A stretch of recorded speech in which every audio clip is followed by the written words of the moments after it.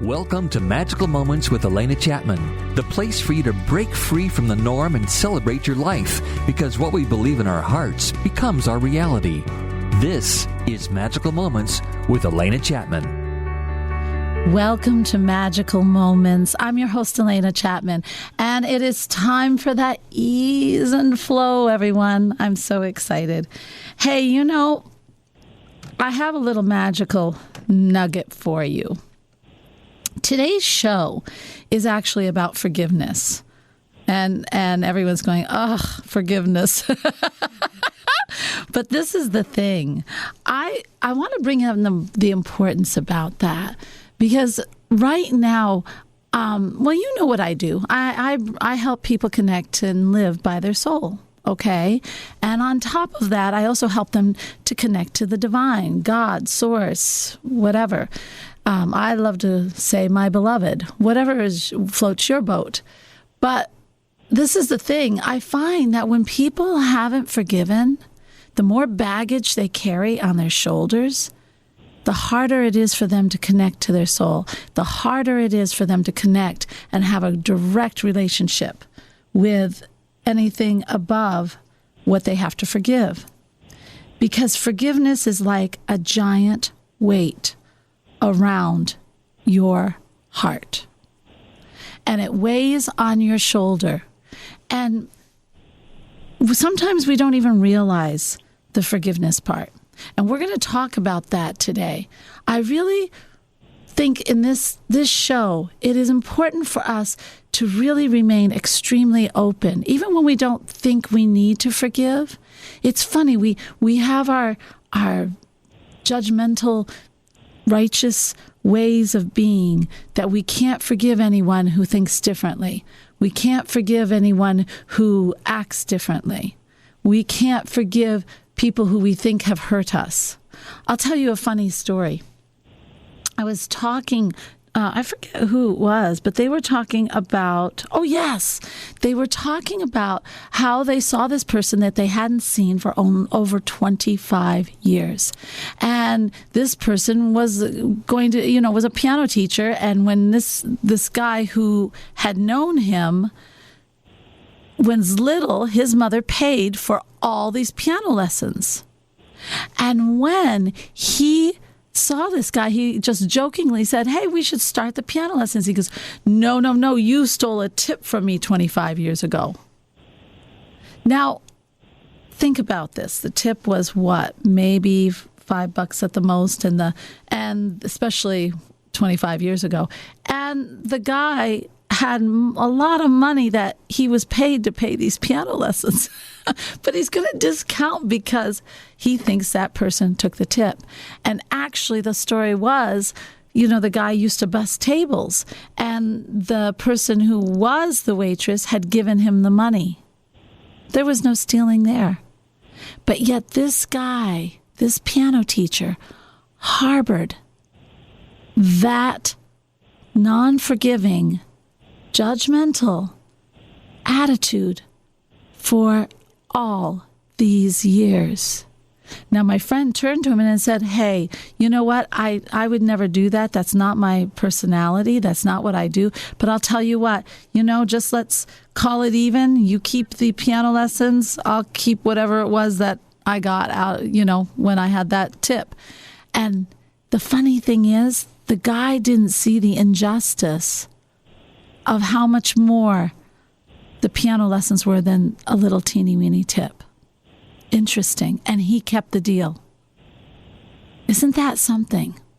So think about that in today's show. Think about, what are we doing? What are we holding on to so hard that we need to start? We need to open up and say, hey, wait, there's a higher road here. And boy, I'll tell you what, the freedom it gives you when you let go is amazing. So before I do the whole show on this, I want to bring on our guest, who is, I need to bring her on. She's a wonderful expert. I love this. Ayanna Epps has over 15 years of experience in the field of alternative dispute resolution. Isn't it going to be an interesting show? She worked as an ombudsman, conflict resolution expert, mediator, and conflict coach. She has worked with numerous individuals as well as communities to resolve the underlying issues that produce the conflicts and misunderstanding. Perfect, just like that magical nugget story, right? About the tip. In order to help others become unstuck, as well as her own personal quest for healing, Ayanna expanded her interests and pursued certification in several alternative healing modalities. So she also offers, as part of her own healing journey, breath work, Reiki, Pilates, I love Pilates, and also coaching on forgiveness. With that, I would love to bring on Ayanna Epps. Hello, darling. Hello, Alena. Thank you so much. What a wonderful introduction. Oh, I'm so glad you enjoyed it. All right. So, okay. First, I always want to dig right in, but I would like us to explain a little bit. First of all, could we explain what an ombudsman is? Because that's the first time I've ever even heard that term. Yeah. So an ombudsman is essentially another word for somebody that helps people manage and navigate through conflict. Right, so I just happen to do that within a workplace environment. So the people where I work can come to my office when they have any issue that is causing them a conflict in the workplace, and they need help in addressing it. So it can run the gamut of, I don't know how to address an issue that I have with a coworker or with my supervisor, or I just don't understand what a policy is, to, I feel like I'm being retaliated against. So I help people gain the confidence, actually, to address the conflict on their own. I really don't do anything but support people in developing tools to address their own conflicts. So I like to say that I help them develop that confidence to address it on their own, because most people are quite capable. They just need a little bit of support. Interesting. No, they do. They do. And it's funny you said their own conflict, like it is part of them too. And it is. It is. And, we want people to come to work every day enjoying what they do, not to be burdened by feeling, feeling the burden of a conflict. Oh, I know. Right? Well, a conflict that goes on and on, especially in the workplace. Oh my gosh, that's heavy. In fact, you don't even want to go to work because you have to deal. Yeah, it's one of those things where you wake up in the morning, the alarm clock goes off, and you just sit on the edge of your bed saying, I don't want to have to do this again. And I got to tell you, I love the example that you just gave of the piano teacher and the tip, because that is such a clear, it just so clearly describes what can happen when we don't let go of our conflicts, when we hold on to anger and we don't forgive. We allow anger to sit in the driver's seat for us. Yes. And when we do that, we miss so many opportunities. And you just think, like that piano teacher lost out on an opportunity. You never know where one opportunity might lead to another, to another, to another. It just stifles us. It is. I think, so 25 years this man holds on to this. 25 years, and it grows and it festers like a blister, and and I don't want to be graphic, but it's true, it's a bunch of pus in there that just increases and increases and increases. So then when he sees this man, and if you saw my friend, he's one of the gentlest, most beautiful people. He's just all from his heart, he's just a good person. So when this guy all of a sudden comes with all this, I don't want to say the term, I don't think I can say the term, but all that vinegar and pus inside, and says, you can just imagine what I was going to say. He directs it right at this person that is all about love. And he doesn't even see the love. And even when that person full of love looks at him and says, hey, you know what, that's not me, but it's no big deal. And offers him, he takes it and runs and never experiences what, if we change that scenario. And he said, and he actually looked at himself and thought, oh, wow, I've been so silly. Or, oh, wow, this is resolved. I can let this go and I can forgive him. And he could have then experienced a powerful relationship with someone who is filled with joy and love. You know what I mean? Yes, I do. I'm very well aware of that. Yeah. And he missed the whole opportunity. Yeah. How many times do we miss the opportunity for true gifts because we harbor that heavy, heavy chain? Exactly. Yeah. And it's really, I want to say it's at no fault of our own. We just don't know sometimes you just don't know a way out. Oh, you got to talk a little more about that. That's a good point. Well, people get stuck in their victim status, and then it becomes hard to even imagine anything different. And I remember working with a colleague of mine, I want to say about 10 years ago, and one of the things that he said to me, and it has really stuck with me, he said, Ayanna, he said, people fall in love with their conflict. Ooh, yeah. ooh, that must burn. Yeah. Right?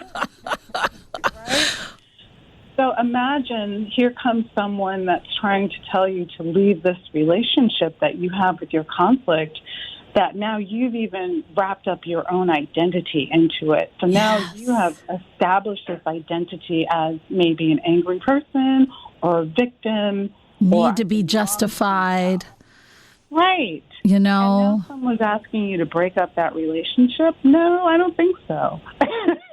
It's true. You're asking me to challenge my identity, right? Wow. It does turn into your identity because you don't see yourself as this person full. The identity is not a person full of grace. Right. It's full of vindictiveness, judgment, wanting to even the score. That person doesn't deserve it. It's it's true. You're judge and jury. You become the judge and jury and the victim. And the victim. But what you're really telling people is that you're hurting. Mm-hmm. And people, and again, no fault of anyone, it's very hard to support someone who's in that much pain, especially, you can tell them, okay, you need to forgive, but what does that mean when you're hurting? What does that mean when you're hurting? I don't want someone to tell me to forgive when I'm in pain and I'm angry. I want someone to hold my hand through that and, help me yell, help me scream, and help me cry. Help me change my story that I've so closely identified with and now has become a part of my identity. And when we claim something as our identity, then all of a sudden it's known. You know what I mean? It's the known thing. I'm the victim. I was hurt this way. And it's known. It's solid ground. It becomes the stuck comfort zone. And what does that mean? That means when we step out of it, we're stepping out into the unknown. And the unknown is scary. It creates a void. Right. Right. So we fear doing that. We fear stepping out into the unknown. So it's safer to stay where we're stuck. Right. So, right. It's easier. Yeah, and then, God forbid we take up some habits that are helping us stay someplace that feels safe. And by habits, I mean things that are not necessarily good for us, but help us to provide an escape for what we're internally feeling. So, I don't know, people take up things like drinking. Self-medicate it. Self-medication. Yeah. Anything to avoid the feeling. Oh, that's so sad. Well, they also, you can tell. People don't know that you can tell when people are harboring that. The way they act, that calmness inside of them is gone. And it's replaced with this pus, and it's either causing you to act persecuted, or you're abrupt and you're harsh. You don't. It's this weird. It's just not where we're meant to be. It's as simple as that. Now, we've got a lot of people who have not forgiven in the world. I mean, just that's the way it is. I mean, we're still harboring things from prehistoric days. I mean, I was literally prehistoric days. So when we carry all this, how dare you kind of attitude, okay, so all of a sudden I have to get along. And we're facing that now. Look at society now, Ayanna. I mean, you must be having a freaking field day watching from your window everything that's happening. All this hurt. It's all hurt out there. And people are striking out at other people. And they think they're so it's a judging, like a judge and jury kind of person. How can we talk a little bit about, yes, it's hard to deal with that one conflict, but how does forgiveness hurt us in every other aspect of our life? Or forgiveness when we don't forgive. Sorry, let me rephrase that. How, when we don't forgive, does it hurt us in every other aspect of our life? That's a great question. And I mean, I personally am a believer that our lives are quite short. Me too. And that we're meant to live a life that is filled with peace and grace. Yes. And when we don't forgive, we are living without those two given rights. Life rights is what I like to call them. And what happens is that we become immune to living our own lives. And by that I mean we spend so much time worrying about external situations and what other people are doing that we don't spend time focusing on ourselves and our own happiness. And we can become physically ill, emotionally ill. We end up spending time ruminating, which is a horrible loop to be in. Mm-hmm. We spend our time, essentially just swimming in a sea of anger and pain. And we ruminate in judgment of ourselves, and we ruminate in judgment of others. What a horrid place to be. It's a horrid place to be. It's a spinning. My mother has come down with dementia. And I'm sorry to hear that. Oh, well, thank you. Yes. Me too. Yeah. But the thing is, she's always been high anxiety and high fear and depression. She's always had that, okay? Right. So now all of a sudden, she's in that quasi zone where she knows that she's forgetting. She knows that she's losing control of things. You know what I mean? She's in that, and it's a terrible place to be for anyone. Mm-hmm. However, I have watched... unfortunately, we all have seen so many people get things and live through, live on into the next life, meaning passing away. And it's interesting to see with all this stuff that she, because she's so used to living, and it is her identity to live in that worry, anxiety world, it's eating her up. Yeah. And she can't, and I keep saying, hey, Mom, let's try something different. Let's just try to paint today. She used to be an artist. Let's just try a puzzle. Why don't we start reading a book together? Why don't we try? And she will not have any of it. She has to stay, and this is really big, guys. She has to stay in that world, that dark place of that rumination and worry. Yeah. She will not allow herself, no matter what you offer, she won't allow herself to climb out. Isn't that interesting? But it's all too common. That's definitely, an example of someone who has attached their identity with their experience. And, it's interesting. The woman that I took conflict, I became a coach. She gave me my coaching certification. Her name is Eileen Barker.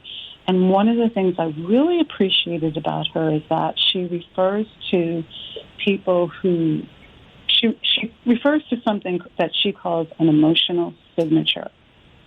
Okay. And that is what shows up when we don't address our stuff. I want to learn more about this myself. Yeah. So that emotional signature is the story that we have carried throughout our lives, and we carry in our day-to-day interactions, and it drives how we navigate and how we show up in the world and in our relationships. And until we can reframe that story, and I don't know what it would be in your mother's case, but until we can reframe that story, we will show up in a way that causes us to be stuck. And so to your point about your mom, her wanting to stay in a place where she's ruminating suggests to me that she has not had an opportunity, and at no fault of her own or anyone's again, to tap into her emotional story, which is a story that we tell ourselves from when we're a child. Yes. And we continue to build on it and validate it throughout our lives, right? Nobody loves me, and then I'm not picked for the softball team, so that validates that nobody loves me, right? Right. That's true. So, we continue to build on that until it's all we know. And until we can change that emotional signature, which just for instance is nobody loves me, and then reintegrate a new story into our lives, we're going to be stuck. And no one deserves to be stuck. It's true. No one deserves to be stuck. And it's so interesting that people choose that heaviness. Yeah. And then even feel like to identify it. So if we are, it's such a horrid feeling. I can't imagine waking up every day feeling that heaviness and allowing it. I would want to just shake it off. I would want to stretch my arms off and just say, no more. I don't want this anymore. And I could not stay there. But some people, they do. They find if you're doing it from childhood, which most of our stuff comes from. Yes. Comes from that 1 to 6-year-old or 7-year-old, or sometimes a little older. It comes from that.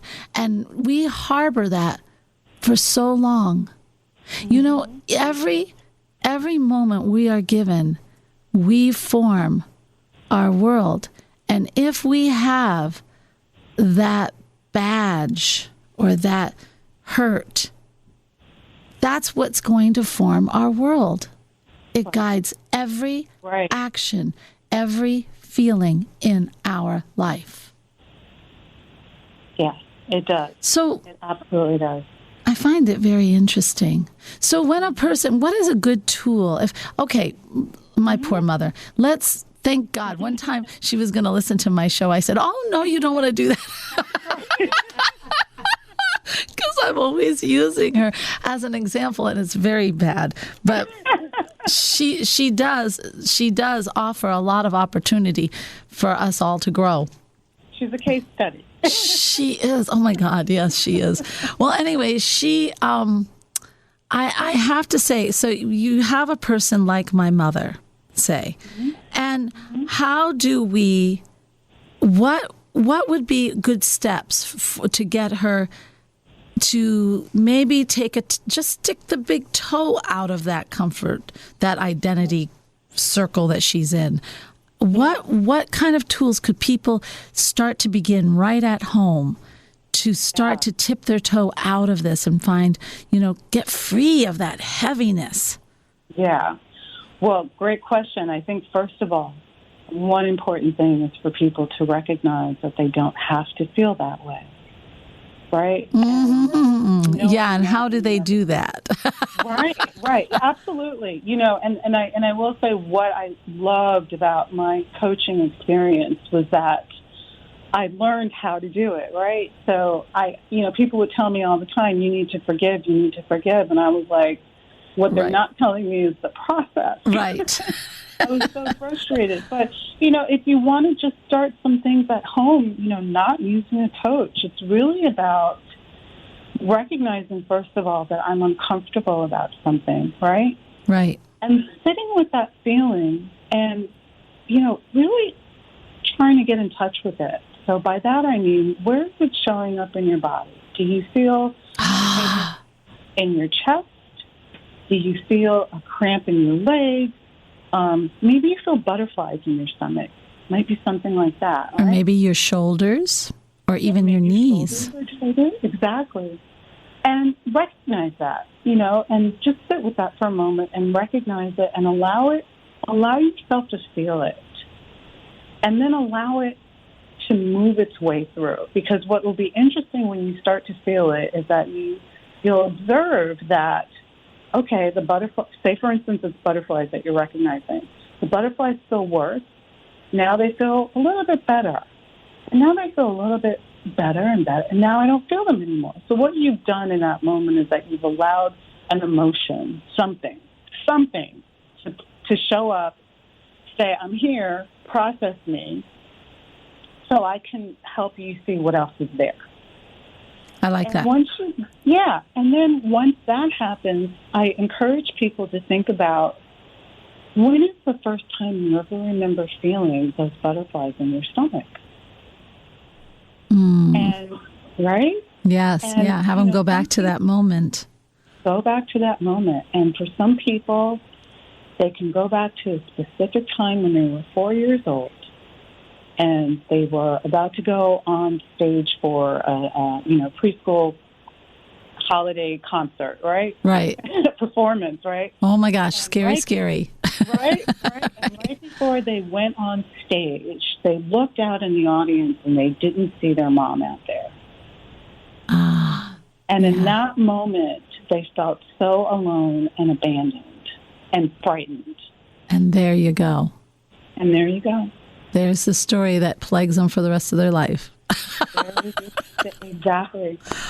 There's your story. You're listening to Magical Moments, and I'm Alena Chapman, and we are talking about that forgiveness, and we're talking with Ayanna Epps. Now, this next part, we're going to start talking about how that is playing out in our world now, and how when we wake up from this, how can we help others? Thanks for listening. Your weekend continues with Magical Moments featuring Alena Chapman right now.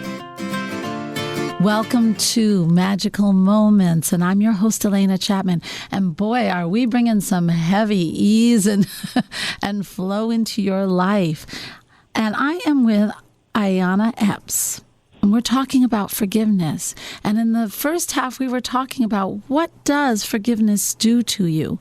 And what does it do to your body? And what does it do to every moment of your life? And now I think what fascinates me the most is that it becomes our identity.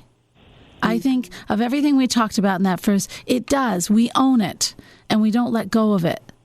And it defines who we are. We let some outside source, some event, define us, whether that's betrayal, anger, injustice. Isn't that interesting? Yeah. And it's all false. Yeah. It's all false. And yet we feel so good doing it. We think, well, you know what? It's addicting. It's the polar opposite of love. It's a type of fear, and it's the polar opposite of love. And both are very powerful in different ways. When you're angry, or you feel hurt, or you feel it spins in you. It's agitation. It's very a powerful feeling, Yes. I mean, I want to say it's highly charged when you're angry. Highly charged. Highly charged. So, yeah, you're. I guess. I mean, I'm not a neuroscientist, but a little that I do know is that you establish these, neural pathways that say, "Oh, this is where all of our energy is supposed to go." And you feel like you're doing a lot. Yeah, you are. Well, you are inside your body, and with what you're saying, but it's very interesting. And then the opposite of that, which is love and grace and peace, when you open to that, it's just as powerful. However, it's a whole different feeling. Yeah. And it's probably, it can be just as powerful. It's more, we say you have to look in, but really it's that reaches out more. The anger and that energy pulls you inside yourself into a bubble and then just spins. But the love is always an outward. It comes from inside and moves out into expression. Indeed. I love the way you describe this. I think people need to they're polar opposites, but they affect differently. And you always find it's more humbling. It's very interesting that people choose that feisty anger. So I want to talk a little bit about our world. Are you ready? Okay, I'm ready. All right. So in the field that you are in and our world right now, I mean, okay, I get on my Facebook, which I am getting more and more off my Facebook and my social media. But I get on it to see what if people have questions or whatever. And so I'm on there, but I scroll through sometimes and I cannot believe what's happening. Everyone is saying, well, I just can't talk to her. You cannot talk to those people. They just do not see reason. And then I see the other side say, I cannot believe people are not seeing the truth here. And I'm going to unfriend anybody who doesn't vote the way I do. And I'm going to unfriend somebody who doesn't vote the way I do. And you see this thing happening where friends who have been friends for years are suddenly defriending themselves. You see this spewing of pus, basically. It is. It's just awful, yucky, the lowest side of our personality coming out all over the place. We're going to defriend. We're going to you can't be part of my party. That's what they're saying, and it's so social media. And there's nothing. There's no talking. And they say, well, they just won't listen. Well, that's because you're yelling. Right. They just don't see reason. Well, that's because you're just stating what you think is. It's so interesting to see the harshness we're treating with each other. Right. And that's just on social media, but do you know I'm seeing it start to play out in society?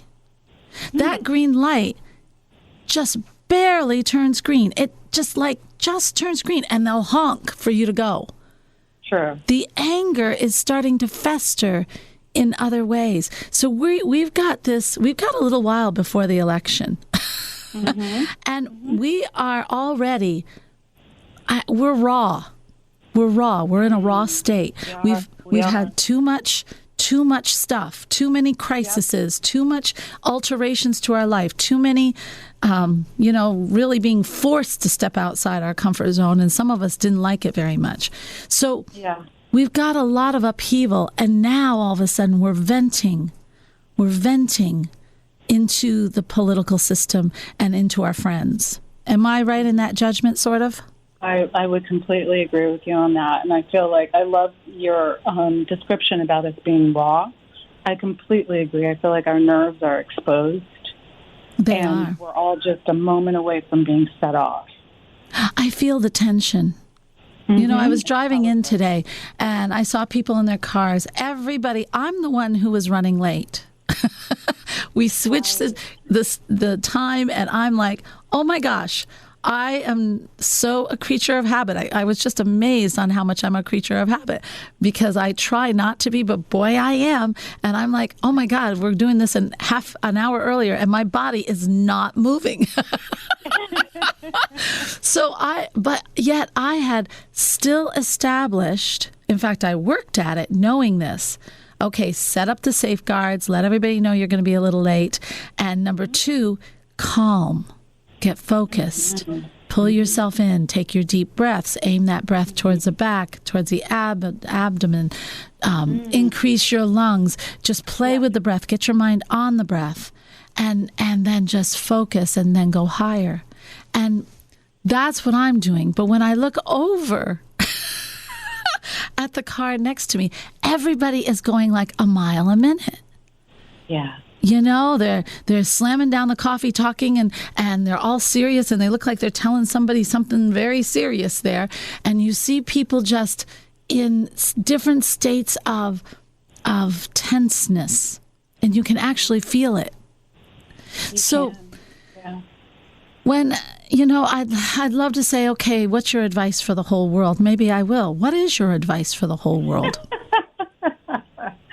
Well, I just want to first of all say that your idea, I guess, or you're using that tool of tapping into the breath is a great way and a great resource to calm the nerves, right? Because we don't want to be in a situation where we're in that flight or response. Oh, it's horrible. It's a horrible place. It's horrible. It's not, and it's just not a good feeling, right? It kills your shoulders. It tightens your abdomen. It's funny. I learned that from Spirit because, and it told me, okay, focus breath in the back, because sometimes it's hard. Sometimes you get so worked up. Here I am late. Oh my gosh, I'm late. Oh my gosh. And you can sing that rabbit song from, what is it? Alice in Wonderland. I'm late. I do that sometimes. But then I breathe. And when I breathe, I put it first. I think, okay, breathe in, just fill the stomach. Then I say, okay, the lower abdomen way down there, open that up, because for me, that's what tightens. So I'll do that like 3 times. Then, because my mind will go back, it will, guys, because you love that chaos, that feeling of spinning. Yeah. So then you say, okay, wait, now I'm going to go into the back. I'm going to go right almost to my butt. I'm going to aim for there. And then I'm going to go a little higher in my rib cage. I'm going to open up in the back of my rib cage. And you just aim the breath in all different areas. And then all of a sudden, you can go back to just breathing and then feeling that space between the in and the out breath. And then the world is beautiful. And isn't it amazing what you see when you're in the present moment? Yes. That's when divinity's there. See the chaos. The chaos does not become real. Right, absolutely. It's all like all of a sudden you get this overwhelming feeling, I got this. I got this, exactly. You do. It's a great way to, and that's exactly how it feels. It is. Yeah.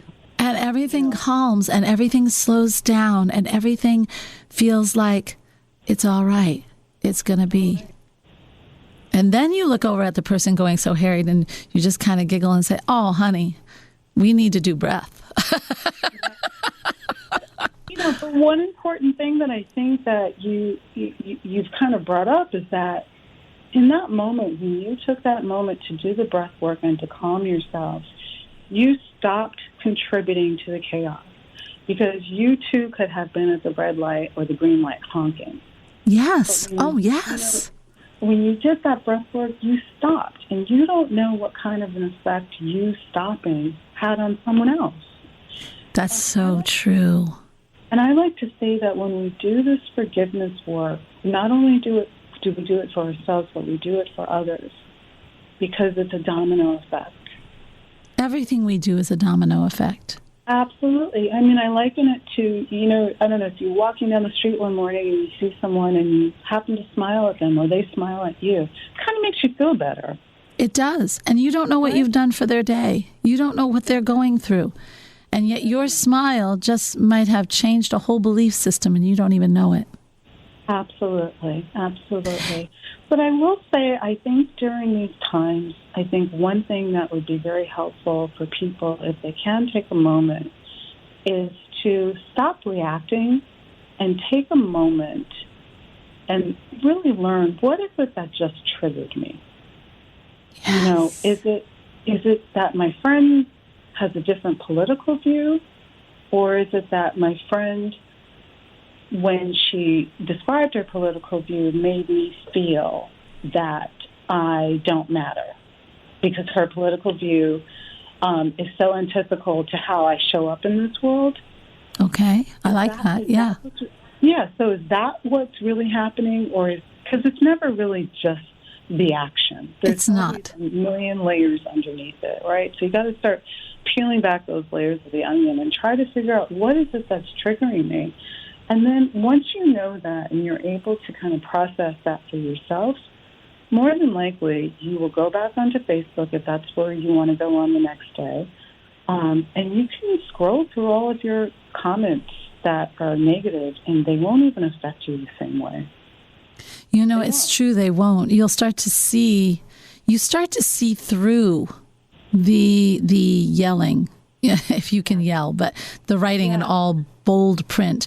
You see through it, and you see where the person's coming from. You know, I guess we have to ask ourselves, do we really ever win anyone over in an argument? Never. And all we do is and you don't change that person's mind. I had to sit down and I really thought about that. You know, did I ever, in my way of being angry, you know, and stating my point and being so, extremely righteous, save the trees, save this, did I change anybody's mind? No. In fact, I sent them more into their spinning world of whatever they thought. Mm-hmm. Yeah. Yeah. I remember having a conversation with someone when I was going through my own personal forgiveness work, and one of the things that they asked me was, what did I want? And I told them, my response was, I wanted justice. And I said, I wanted to be proven right. And she said to me, what does justice mean to you? And I thought about that for a moment, and I was like, well, it means somebody telling me I'm right and they're wrong. That's so true. It means them being accountable and getting punished for what they've done to me. And she said, that's so interesting. She goes, you know, justice is a human concept, not something in the universe. Yes. And I had such a pivotal moment at that time because I realized that I had fallen for a trick, essentially. I know. I had that same thing. I had that. Trick that kept me married to my anger. Yes. And then all of a sudden, it's your identity. Yeah. Mm-hmm. And I'm sorry, I didn't mean to interrupt. No, you did fine. And it becomes your identity then. Mm-hmm. Once you marry it, there it is. Yeah. Yeah. You know, mine was, it's very similar. Someone said to me when I was in my anger and I wanted that judgment, you know, that vindication, mm-hmm. They said, you know, it's important to the way the universe sees it and God is that he loves everyone. Right. And loves the enemy just the same as you. No one is different. So what does it matter who's right and wrong?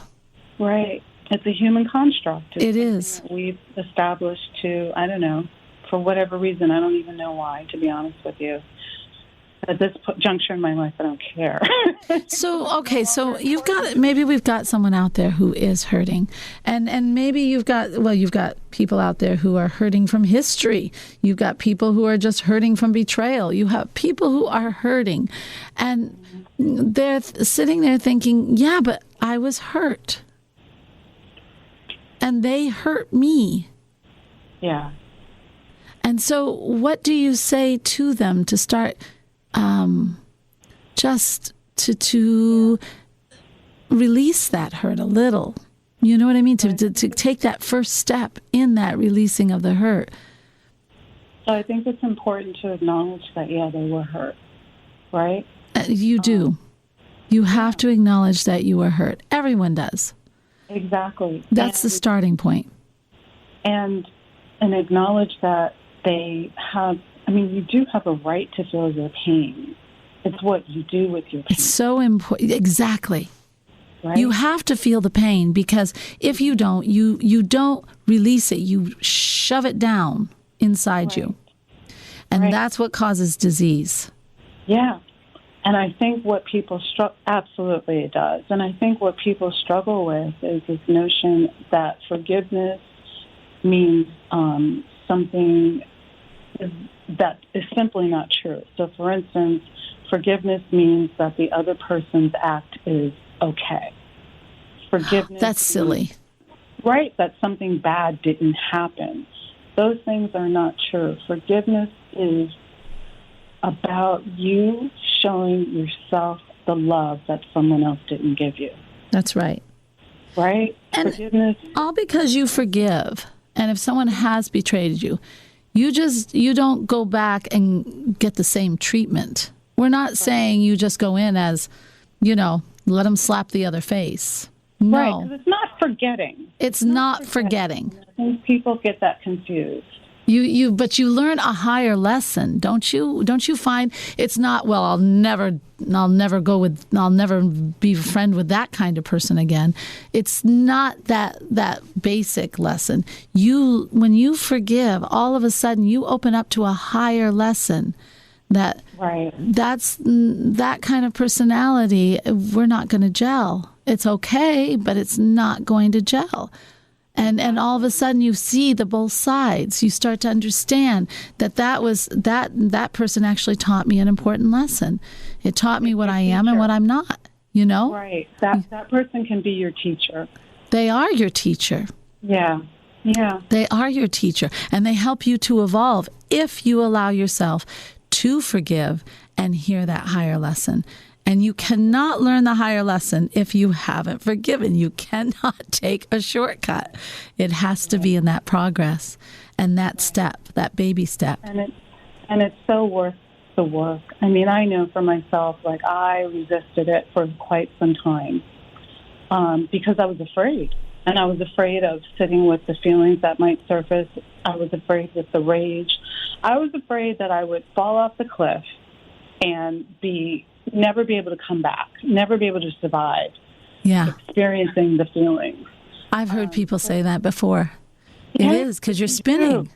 Yeah, exactly. You're spinning down this. I always see it as this cyclone, or this tube, and there's nothing to grab onto, and you're just going right down, and there's no coming back. It's awful. But there is. Of course, there is. It's just not true. So it's another thing that keeps us stuck. I want to bring in another facet. There are a lot of people out there who are so-called light workers or psychologists or people that are trying to do what you do, what I do, and in this world. And so when you're faced with all these anger out there, all these different angers, and some of them are spewed at you or whatever, what would you say? Because I always see some of them getting very indignant. What is the best way for us to show up and shine our light the very brightest? One of the things that I learned as being a facilitator, is that you are not, you're an observer, and you're actually watching everything happening from a balcony. So people are spewing their anger and hate, or their resistance, or misdirected fury and rage. Yeah, it's really, you are just watching it happen, and it's taking yourself outside of it, so you're not a direct recipient of it. And I think when you do the breath work and you do the short mini meditations, you find that you get yourself centered in that calm. It's like James Allen, As a Man Thinketh, his book As a Man Thinketh, his 4th chapter in Serenity. Mm-hmm. Be that shade tree in the desert that everybody wants to come to. You are not one of the masses coming. You are that tree. You are that tree, which is actually so interesting that you say that, because recently I've been practicing the art of grounding. Yes. Right? And that has been spectacular for me. I would encourage most people to try that, especially if you are, if you're doing this work. So if you're, a light healer or a psychiatrist, or Alena yourself. The magical work that Always you willing. do. My goodness. Yeah. Well, no, I ground myself every morning. How do you ground? Oh, today I was definitely grounding. But what about you? What did you learn? I always like to hear different techniques, and I'm sure everybody out there would like to know one. I honestly make a point of going outside every day and putting my feet on the earth. Oh, yes, yep. So, yep. And whether that means, a patch of grass in the park. I live in the city. or if I, get to go away to the countryside. It's just a matter of committing to 10, 20, 30, 40 minutes a day, whatever I can give, to putting my feet on the earth. That's nice. That's exactly. I put my feet on the earth, and I actually talk to the earth, and I say, and I send love from me into the earth, and then I ask the earth to just bring itself around me. That's beautiful. And that's my grounding. I'm gonna steal that. I'm gonna add that to my repertoire. You may steal that. Of course, you may steal that. Yep. So it is true. When we're light workers, it's hard. We're people. We're people first. And actually we're spirit first, but we think we're people first. And we tend to react also. It's so important for us to feel that confidence, to step back and say, wait, this is who I am. I am not that person who's going to react. And how is it that I can bring a better solution to this situation? And when you ask that, you have just put yourself into your soul. Exactly. Your higher self. Right there, that one question, opening up to that. I think we owe it all. I think this world, people say, well, how can people all be so unicorns and everything, But it's not. It's a world of kindness. It's a world of community. It's a world of caring. And it's a world of helping each other grow. And I don't know, guys. I don't think that's just unicorns. I think that is a really nice place to live. I think it's our obligation, honestly, as human beings. I mean, that's me personally. I do agree it's a nice place to What live. if that was the whole goal of this earth to begin with? We're not doing so well yet. Let's change it. But we're working on it one step at a time. So how do people find out more about you? Well, I don't have any social media, but I heard that. Good for you. I know, but I'm happy to talk to anyone, whether it's just to even, explore a conversation about forgiveness coaching, to talk about conflict resolution, whatever it might be. People can always email me. Yes. And my email address, should I share that now? Yes, definitely. That would be perfect. It's my first name and then my middle and last name initial. Okay. So it's Ayanna A-E, and that's A-Y-A, N as in Nancy, A-E, Epps at gmail.com. And Epps is E-P-P-S. Yes. Okay. All right. And so that's how, and I'll tell you what, guys, if you get hold of us, we can always get that to you. It is interesting. I really think that forgiveness is important, but you really, even if you're taking the baby step and first learning how to just get some control over the chaos as everything is freaking spinning. And that's why at Soul Manifesto, where I am, I put out a free program and I did it because in this time, like I said, we're raw. We're raw. Then that means we shoot from the hip. We strike with whatever we've got. It's time for us to get our inner calm back. It's time to get the core just its own peace and feeling that solid, like that tree, that light. And when I do that, what I've offered basically is a 7-day reset to reclaim your inner calm. And that is at soulmanifesto.com. And if you're interested, you can go to soulmanifesto.com. It's right there. You can sign up and it's free. 7 days of videos. What I'm doing actually is I give you concepts, but also different types of meditations. I have one that is a fabulous little meditation for you to do when you're going into ask for a promotion, or you're going into that important meeting, or your kids are driving you totally insane. There's this wonderful little meditation for you to gain perspective again and calm. So anyway, as always, It's all about you. It's all about your ease and your flow and living this life to the very best you possibly can. And so I want to wish you the very best in this wonderful journey of forgiveness. And remember that spirit is love. And when we have more and more love in our life, guys, we're spirit. Namaste. This has been Magical Moments with Alena, featuring Alena Chapman. If you missed an episode, download it now on iTunes, Spotify, TuneIn, CastBox, Deezer, Stitcher, Google Podcasts, or your favorite podcast platform. Learn more online at soulmanifesto.com. Podcasts by Federated Media.